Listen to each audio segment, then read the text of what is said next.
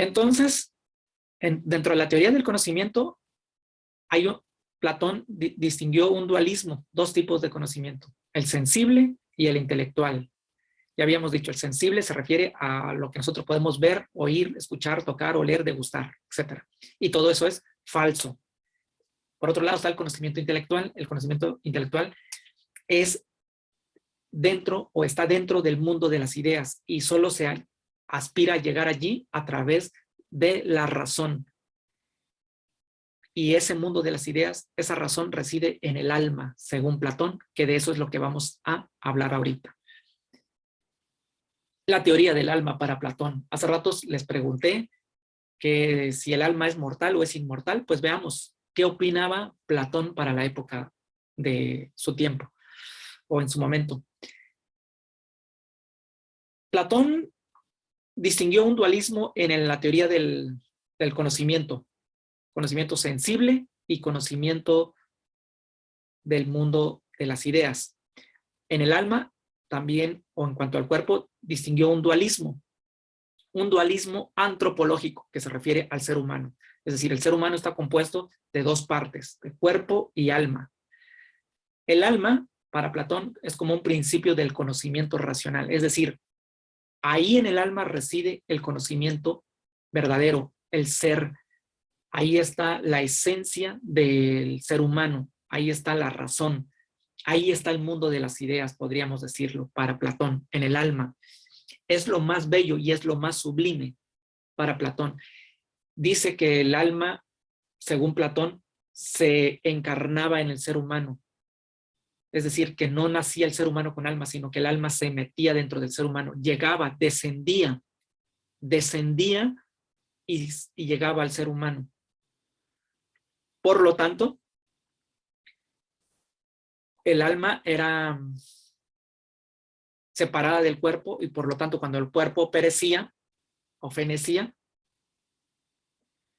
esto significa que el alma no moría, el alma transmigraba. ¿Se acuerdan que Platón tuvo influencia de Pitágoras? Porque le llamaba mucho la atención a Platón lo de los números. Porque fíjense bien, aquí hay dos cosas que les voy a mencionar de los números de Pitágoras. Pitágoras decía que el arjé, el sustrato o la causa del mundo eran los números y que todo se había conformado por los números, pero también Pitágoras tenía una secta religiosa en la que decía que el alma transmigraba, es decir, que el alma no moría. Y eso Pitágoras lo vino diciendo como en el año 600 y Platón estamos hablando en el año 400 al 300 aproximadamente. Entonces, Platón retoma esa idea de que el alma transmigraba, que el alma no moría, es decir, que el alma era independiente al cuerpo. Y retoma a Heráclito. El cuerpo, la materia, todo fluye. Veía Platón que los niños, o sea, había un desarrollo prenatal en el vientre de la madre, el parto, el neonato, la infancia, la adolescencia, bueno, que en ese tiempo no se llamaba adolescencia, la juventud o la madurez, y luego la vejez, y luego la fenecía, la persona moría. Todo fluía.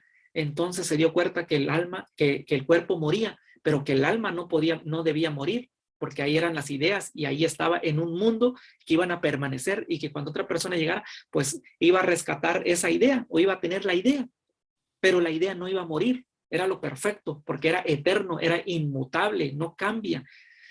Lo que sí puede hacer el alma es trascender, ir evolucionando más y más según Platón.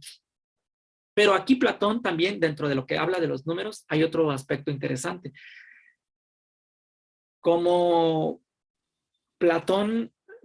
Pitágoras hablaba de los números, Platón se emocionó y dijo, sí es cierto, los números son una maravilla, porque los números, yo digo, 2 más 2 es 4. Tanto si lo digo en español como si lo digo en chino, si lo digo en otro idioma, por ejemplo, en árabe, sigue siendo 4, solo que con los símbolos o la grafía o la escritura de una manera diferente y con los sonidos diferentes, pero sigue siendo 4. Ahora, si yo muestro una piña, a un amigo o a otra persona, a uno de ustedes, yo puedo decir que la piña es redonda, otros me pueden decir que la piña es ovalada, otros me pueden decir que la piña es cuadrada, otros me pueden decir que la piña ni es redonda, ni es oblicua, ovalada, ni cuadrada, sino que es circunferencial o puede decirme que no le ve otra forma, pues. Entonces, vamos a caer en la doxa, en las opiniones. Cada quien tiene su propia creencia y su propia forma de ver. Entonces, para Platón, ese conocimiento es muy resbaladizo, porque, por ejemplo, si yo tengo problemas de visión, puedo estar viendo la piña de una manera diferente a como la ven otras personas. Si yo estoy bajo el influjo de drogas, de algún fármaco, de algún psicotrópico, de alguna cafeína o de alguna cocaína o de algún otro elemento, si tengo fiebre, entonces todo ese tipo de circunstancias afectan mi modo de ver, de sentir, de oler y de percibir las cosas con los sentidos. Por eso la teoría de los sentidos o la teoría sensible es falacia, es una copia, es falso, me puedo equivocar. Pero ¿dónde si no me equivoco? Con el razonamiento. 2 más 2 es 4. Aún cuando yo esté enfermo, 2 más 2 va a ser 4. No va a cambiar, no se va a alterar. Entonces, por eso a Platón le llamó mucho la atención las matemáticas. Por eso tuvo mucha influencia sus ideas de Pitágoras, tanto en lo que son los números de las matemáticas como lo que es del alma. Esa concepción de que el alma transmigra, que no muere, que es eterna. Pero hay otro aspecto en cuanto al cuerpo humano. El cuerpo humano, Platón lo dividió en 3 partes. La cabeza, el pecho y la parte de los intestinos, la panza o el abdomen. Okay. La cabeza, para Platón, representaba el alma racional. Aquí estaban las ideas. Para Platón, el pecho o el pectoral representaba el alma irascible. El alma irascible. ¿Pero qué tiene que ver el alma irascible? Se tiene que ver con la ira, naturalmente, pero es con la valentía.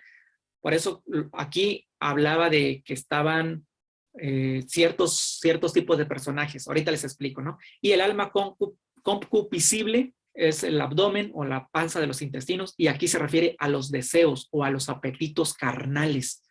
A ver, vamos otra vez. La cabeza, decía para Platón, representa el alma racional y es para los gobernadores. Es decir, son los que deben gobernar un país porque hacen uso de la razón. Y los que hacían uso de la razón, según Platón, en la República, en su obra dice que la persona que debe gobernar un país debe ser el filósofo, porque los filósofos usan la razón. Alma irascible, pecho, corazón. ¿Quiénes son en la sociedad? No son los gobernantes, son los soldados, los militares, los que defienden el país o la nación o el estado o la polis, porque ellos tienen la valentía, porque van a luchar con ira, con valentía. Y el alma concupiscible, ¿quiénes son en la sociedad de la polis? Representan al pueblo, a la clase obrera, a la clase comerciante. Esos son el alma concupiscible. Y ahí es donde se representa con los deseos o los apetitos carnales, tanto en el alimento como en la vestimenta, como en los apetitos sexuales. Y es ahí donde reside el pecado o la ignorancia. Por eso puso a los comerciantes y a los demás personas en ese nivel, porque veía que la mayoría de las personas dentro de ese estratos o dentro de ese estrato o estatus estaban por debajo de la media, podríamos decirlo así, en cuanto a su nivel de inteligencia. Con esto Platón no quería decir que no tenían la capacidad de razonar, sino que eran ignorantes, pero tenían la facultad de poder pensar y razonar, sí, pero la mayoría eran ignorantes. Ya Sócrates trataba con muchas de esas personas y la verdad, a través de ahí él aprende que, o se da cuenta, observa de que esas personas estaban allí en un nivel de ignorancia.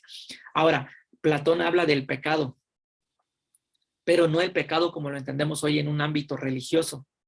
Para Platón, el pecado era la ignorancia. De hecho, la palabra pecado en hebreo, como se traduce en las Biblias cristianas, que no los han hecho bien la traducción, significa errar. Pecado significa errar en el blanco. Entonces, tú erras en el blanco cuando te equivocas, cuando te vas por un camino equivocado, cuando tomas una mala decisión, cuando cometes un acto ilícito que no va conforme a las reglas morales o a las normas morales, jurídicas, sociales o religiosas. Ahí pecas, erras, te vas de camino desviado. ¿Por qué te desvías? Por ignorante. Porque si tuvieras el conocimiento, no errarías, le darías al blanco. Entonces no pecarías. ¿Pero qué es lo que te lleva a pecar? El alma concupiscible, según Platón, porque aquí están los deseos. Vas por una pastelería y sientes el aroma a los bizcochos, a los pasteles, y dices, ay, quiero comer. Y sabes que te va a hacer daño, sabes que vas a subir de peso, sabes que presentas diabetes y lo comes. ¿Por qué erras? Por la ignorancia. Ese es el pecado, porque te lleva a cometer ese acto, ¿no? O cuando deseas a la mujer de tu prójimo o al novio de tu amiga o de tu amigo, o la novia de tu amigo, perdón. Eso es el pecado, es errar por falta de conocimiento. Ahí es como resume Platón lo que es el cuerpo humano y cómo lo distingue en sus diferentes fases del alma. Bueno, ¿y qué más tenemos aquí? La teoría de la ética y la política.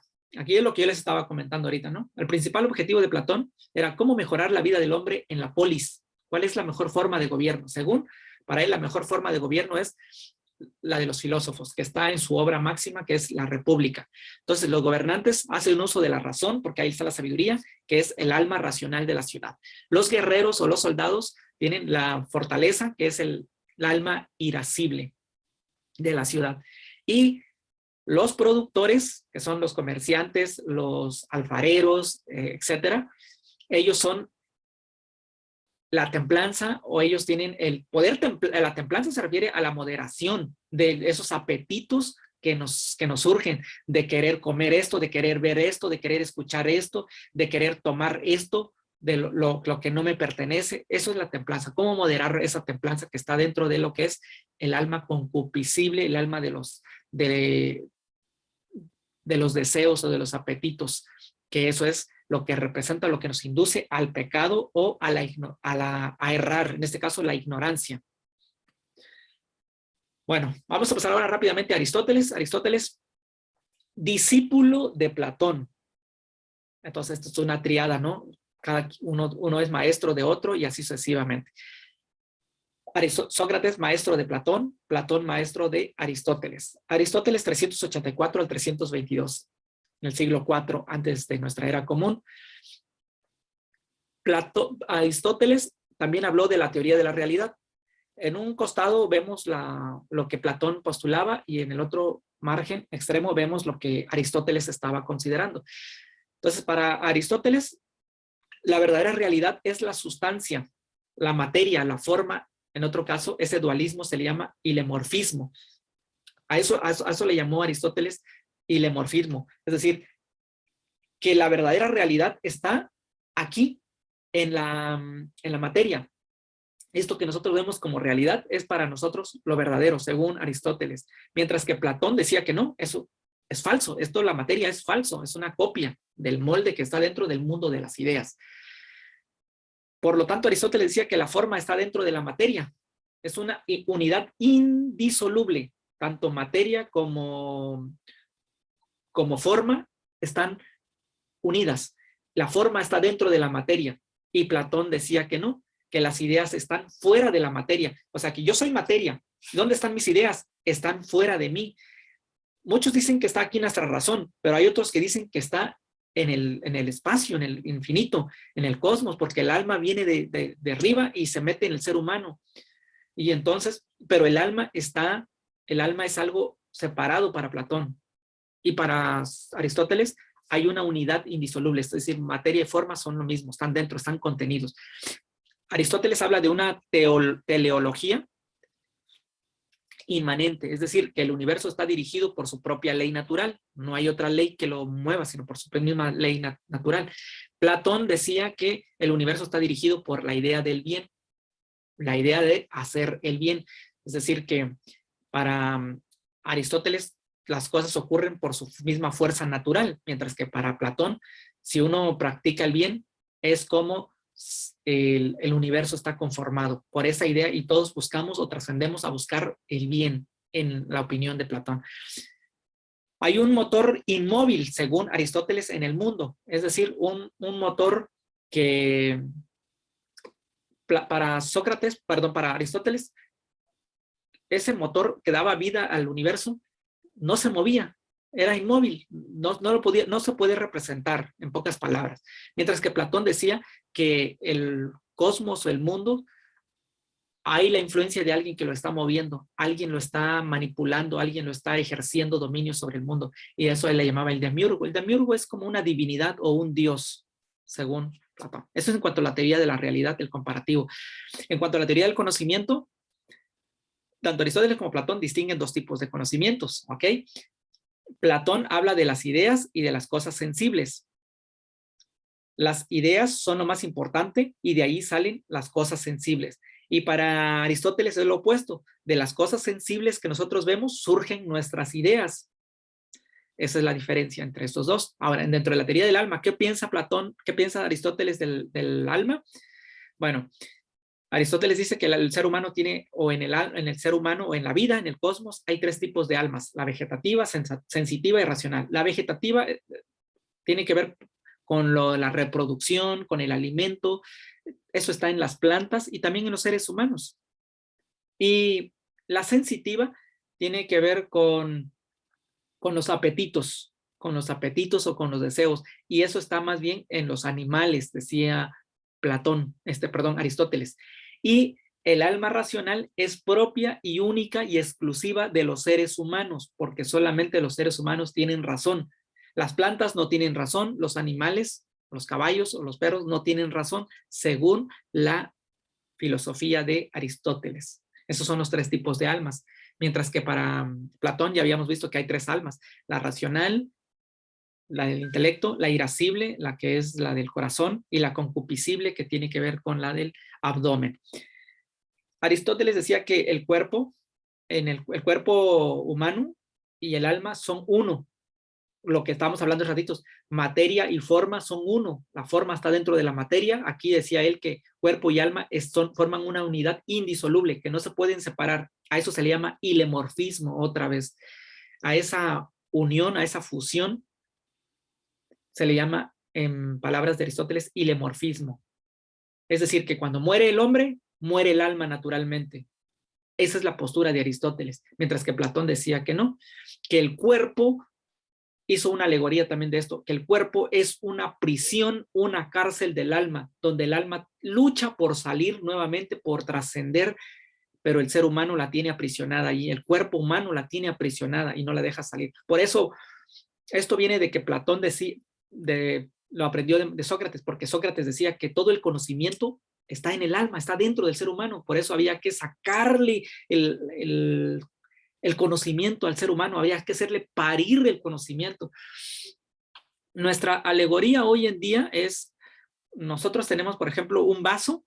Si yo tengo un cristal, un vaso, nuestra enseñanza, nuestro modelo educativo en la cultura occidental es, en la mayoría de los casos, es el maestro viene y vacía conocimientos.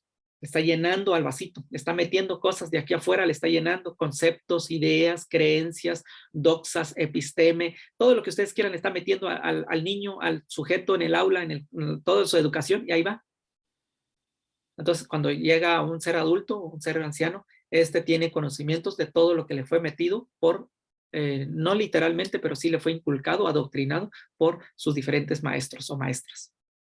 En el caso de Sócrates opinaba todo lo opuesto, que al ser humano no había que meterle conocimiento, sino que había que extraerle, sacarle los conocimientos de aquí para el mundo, para afuera.